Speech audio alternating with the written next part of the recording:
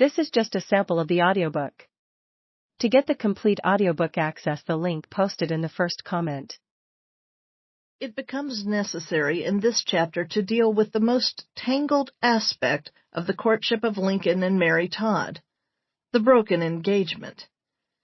It is known that a severe and crushing emotional crisis in Lincoln's life was associated with the wretched day which he himself called that fatal 1st of January, 41.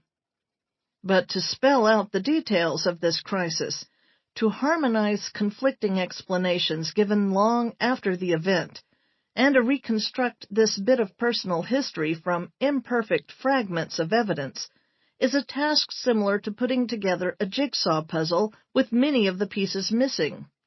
If there is a broken engagement in one circle of friends, details of what happened are usually not known, though there is apt to be much rumor and conjecture. To uncover what occurred over a century ago between two young people in the matter of emotions is an even greater problem, especially when the incident has been overlaid with a fabricated story of a wedding occasion at which the bridegroom failed to appear. Like the archaeologist, one has to clear away the dirt and debris before one can get at the genuine historical material.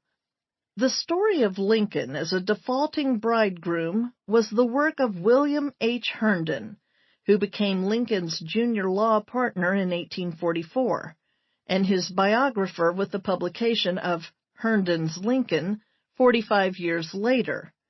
In telling Mary Lincoln's life story, it is necessary to take Herndon along as excess baggage. More than any other, he painted her portrait for posterity, and because of his eccentricities and personal feeling, the portrait is a caricature. Since he has distorted and beclouded the account of the broken engagement in the popular mind, he must be introduced here. We are forced to suspend the narrative of two young people in order to hold court, as it were, and to consider a framed-up account before we can go ahead with our examination of what happened as a matter of historical finding. When we look at a personality of the past, we necessarily do so through the eyes and minds of those then living. A fair appraisal requires the testimony of many contemporaries, and an evaluation of each as witness. Herndon's estimate of Mary Lincoln has received the most attention. How trustworthy were the views that came through the refraction of his mind? This rough-hewn man, when he began to collect material for his Lincoln biography after the president's death, was a very different individual from the bright-minded young person whom Lincoln in 1844 took into his office to be his man Friday and do the legal chores. With lively intellectual curiosity, Herndon had dabbled in New England transcendentalism and had absorbed from it the idea that truth can be found by introspection.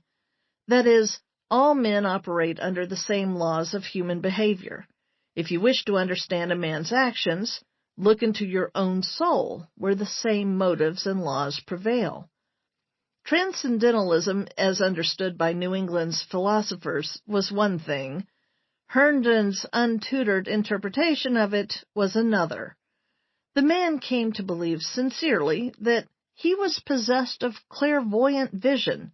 He was self-convinced that he could read people's minds and discover truths that were a closed book to others. With his mud instinct and dog sagacity, he could see, as he said, to the gizzard of a question, could read a secret in a face, and then interpret that secret and psychoanalyze the personality behind that face by what he called the lines of human conduct.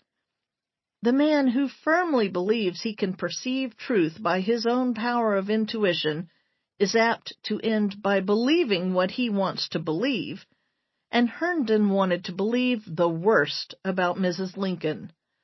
From the first meeting there had been a mutual dislike. He was antagonistic to the aristocratic group to which she belonged, a group which did not accept him socially, and very much opposed to Lincoln's marriage into that group. She disapproved of him as a partner for her husband